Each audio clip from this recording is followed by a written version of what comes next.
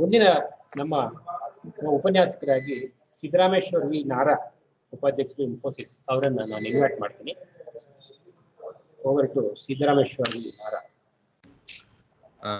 Thank you, Sadanand sir. Many people, have spoken lot of things. Whether you call it advantage or disadvantage of being the last speaker is, most of the things are covered, right? So, I can just try and quickly finish, mine, because when I saw a lot of things that, that I wanted to speak about, which is next gen farming techniques and next gen farmers. A lot of them have covered, like Shiv Kumar sir, then Devraj sir, Sangeeta madam, Ashok Alur sir. Most of them are covered in one way, shape or the form. So if you look at the speakers, quite a few of them were very similar, right? But what I will try to do right now is, just give you, I don't have any PPT or anything. So I want to just give you some uh, aspects of next gen farming and what next gen farmers are doing. All right, because if you really look at it, about 60% of Indian population today is into farming, but whereas farming itself adds only 16% to our GDP. So there is a huge mismatch, obviously, because of very low productivity, very low efficiency. Because just to let you know the statistics, about 95,000 crores per annum is wasted only on harvest and post harvest of agriculture produce. Forget about other things after you get the harvest and after the harvest, post harvest. Whereas our agriculture budget of the country itself is around 34,000 crores. So which means three times the budget of our agriculture per annum is getting wasted only in harvest and post harvest. So what we need to do is we need to change our mindset of our farmers, right? So which actually brings us to think why are we in this problem, right? Why our efficiency is so low, why our productivity is so low. A lot of speakers before me have already spoken about it.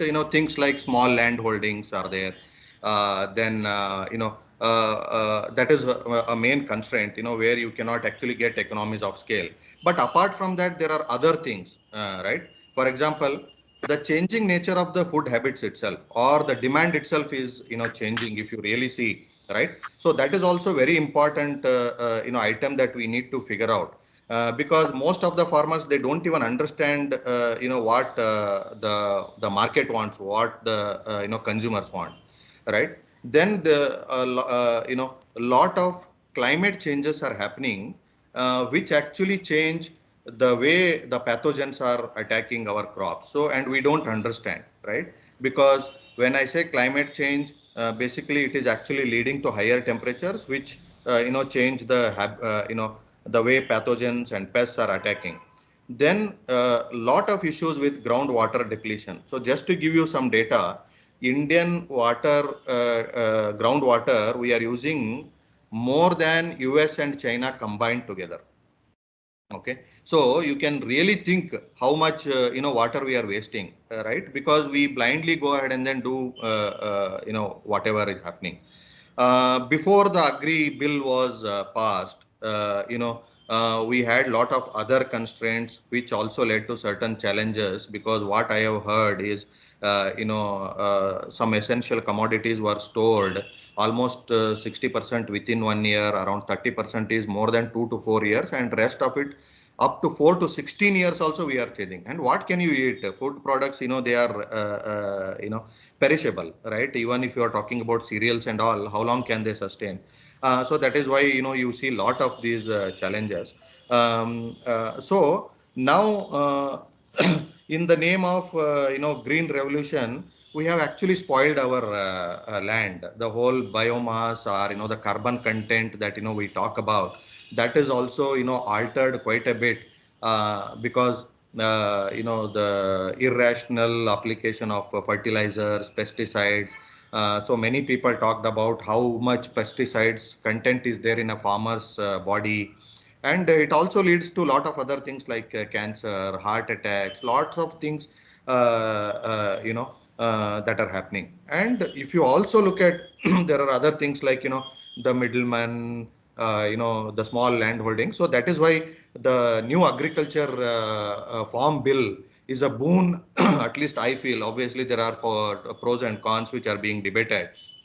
Things like helping contractual farming, right? So that really helps. You can pool or community farming. You can actually talk about a lot of different ways, but the end goal is that you build economies of scale so that you can bargain your agriculture inputs at a much lesser price, and you can do it effectively. You can go for your tools, then many machinery, all of that you can rent, which actually makes your life. Because if you a lot of people also talked about the labor problem, which is very serious problem. So just to let you know, so I have done contract farming myself, about 27 acres, and I know exactly what the issues are, right? So, and the labor issues and things like that, because if I didn't do some of that mechanization, obviously I could not have done.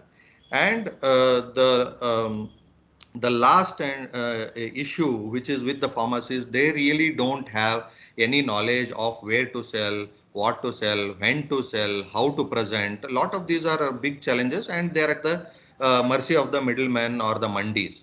So just to let you know, so I grew in my farm in Hiriyur, papaya and banana, right? So papaya, when I grew, I had a tie-up. See, forget about the APMC and all of that. I had a tie-up with a person in Mumbai who actually used to supply to 3 mandis in Mumbai, right? So because I had a large extent of land, and whenever he came, he used to come to my farm, cut the ripe ones, and then pack it and load it, and then take it to Mumbai. So I always got at least 4 to 5 rupees per kg more at without much effort, because he and his team used to come and then pick it up and then send to Mumbai. How many people? And when I introduced papaya, I was the only one in that entire area who did papaya, because most of them were either with cotton or with onion, because Chitradurga is an onion belt. So people don't know, what they should do. And before even I went into, the first time tilling that land, so I did soil testing, which not many people actually do, right? So in that case, when I did, obviously KVKs and all, if you go with all due respect, they do some basic, major, mineral testing and stuff like that. So we also go to minor nutrients and other testing, where I got it done with the help of multiplex people. Uh, so that gave me a good understanding of what I can do, what is my water EC. Some of these things people don't even understand, our farmers today. So that is where, because I am sure Sangeeta madam will appreciate, the importance of EC, at least in the hydroponics, right? I have, madam, I have worked actually, very, I interact with your colleague, Mr. CV Prakash, Colonel CV Prakash, and I visited your Pet Bharo also, about 5, 6 years back, near Biddi, right? So I Oh, have seen the okay. most, the modern one, and how they are done. So some of these things really people don't even know, forget about this thing. So now I think, but obviously then the costs were very high, but now lot of, there is a drastic cut down, and it has been adapted, so that it can actually help poor farmers who cannot afford such computerized systems and things like that, right? So some of these things is very necessary to impart, and maybe our government organizations like KVK or somebody should actually help them, help our farmers, right? So I know they are doing an human service. So I went to and had a lot of discussions with KVK Hiriyur, where one of my seniors from school is a officer there. But how many people do it, right? So this is where the next gen farming is. And if you really look at it, there are other things which you have to do in next gen farming. Precision farming. Not many people know what precision farming itself is. Precision farming actually does a aerial survey of your landscape, entire landscape. And if you have small holdings, you can take a bigger land and get that done. And it will actually tell you the water content, the humus content,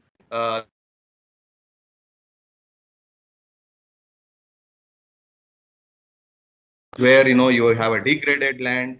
So all of this, if you can actually capture it, right, and then precisely give only that fertigation or that fertilizer to that portion and only that much water in that, you can actually effectively use your inputs, right, agriculture inputs, be it pesticides, fertilizers, or anything that that you want to do, right. So that is extremely important, for us to adapt, because it precisely sends, only that much. And what it also does is, see, there are many now new technologies available, right?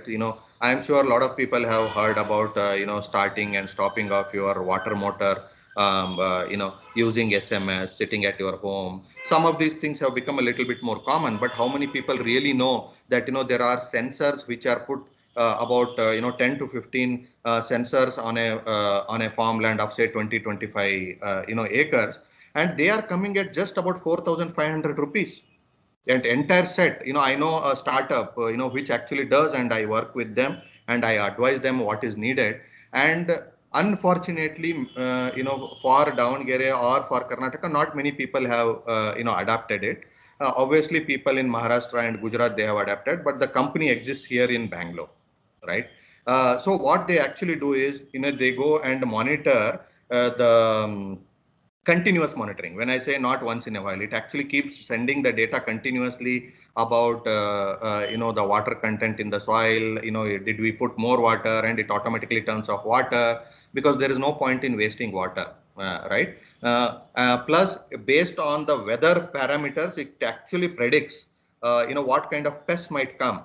Say, suppose, for example, it's very sensitive crops, if you take like pomegranates or grapes, or even for that matter, papaya, which are, very sensitive to weather changes. If you get this, suppose, if cloudy, days are going to come in the next 4 or 5 days, you can see, instead of starting the sprays, after it gets cloudy, you can do that before, right? So if there is a prediction to the farmers like that, it can actually make life farmers, a lot more simpler. So these are some of the new trends, that are there, which actually our farmers should, adapt, right? So then, I talked about, changing the crops, because our farmers just go ahead and then do whatever the next door farmer is doing. We have to think rationally. For example, nobody thought that, Srigandha can be grown in a dry area. It was all considered that it can grow only in the Mysore, forest, right? So I know somebody who grows about 20-30 acres of, sandalwood in a place like Raichur, right? Who could have imagined?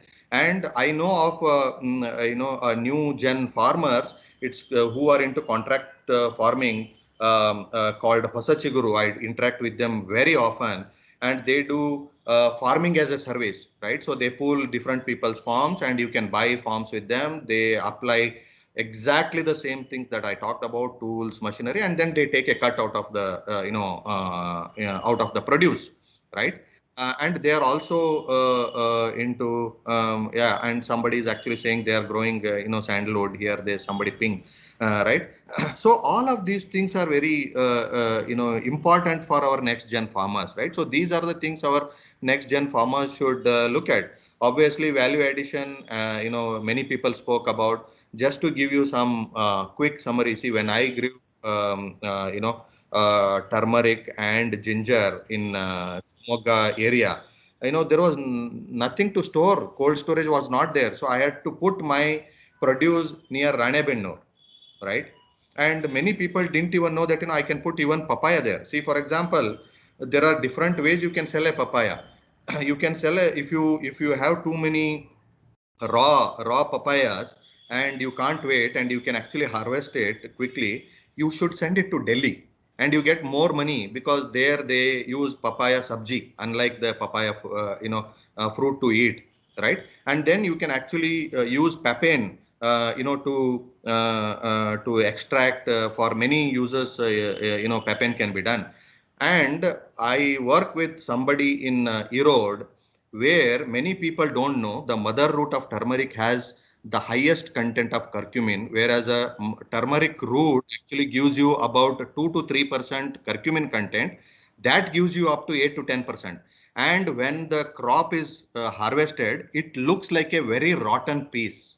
Okay, that mother root, but that is the one which actually gives you 3 times curcumin per this thing, because that is what is preferred by curcumin extraction plants, because we eat turmeric powder in our daily food, whereas on the western world either they take it as tablets or they take it as shots also. And now many people know that yellow golden milk is very famous now in Starbucks, which is nothing but our haldi doodh, right?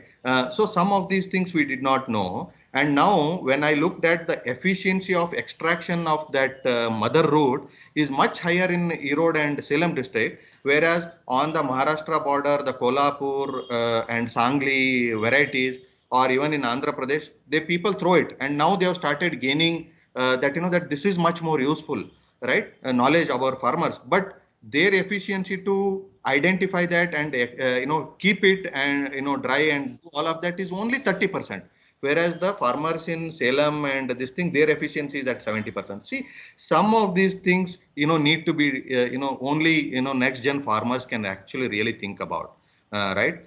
So now when I do the trading, so for example, I give double the money of the root to the farmers, to that mother root. It typically in Tamil Nadu it is called panagli, right? So that is what is taken. And many people I interacted near Mudhol area and all, where people grow turmeric, nobody even knows about it, right? So some of these things need to be done. There are a lot of new opportunities for complete farm management that I spoke about, including seed production company. You can tie up with farming companies, seed production companies, agri input companies, financial lending institutions, crop insurance providers, government agencies, supply chain, online channels. See, I think opportunities are amazing right now, right? You can actually get into food processing, packaging and delivery, supply chain management. Lot of quality assurance, opportunities are there. Because the Western world is very strict about the quality of the food grade that you export to them. Because without following any of these, you cannot even export, right? Most of the food produce that we have in India is almost not exportable, except in a very small quantity. Because what happens is now, if our productivity increases and we don't follow some of these worldwide standards of production, then we will have surplus, which is nothing but we will have to end up throwing. It actually leads to a lot of other things. So so some of these post harvesting things and all, that we have to actually follow. So I think that's pretty much what I had in this. I don't want to again bore you with a lot of other things the other speakers have already spoken. Thank you very much. Thank you Siddaramesh ಅವರಿಗೆ. ಈಗ ಹವಾಮಾನ ಬದಲಾಗ್ತಾ ಇದೆ, ನಮ್ಮ food habit ಬದಲಾಗ್ತಾ ಇದೆ ಅನ್ನೋ ಆಧಾರದಲ್ಲಿ ನಿಮ್ಮ ಚರ್ಚೆ ಸ್ಟಾರ್ಟ್ ಮಾಡಿ ಅಪರ್ಚುನಿಟಿಗಳು ಏನು ಅಂತ ತುಂಬಾ ಚೆನ್ನಾಗಿ ಹೇಳಿದ್ದೀರಾ. Thank you sir.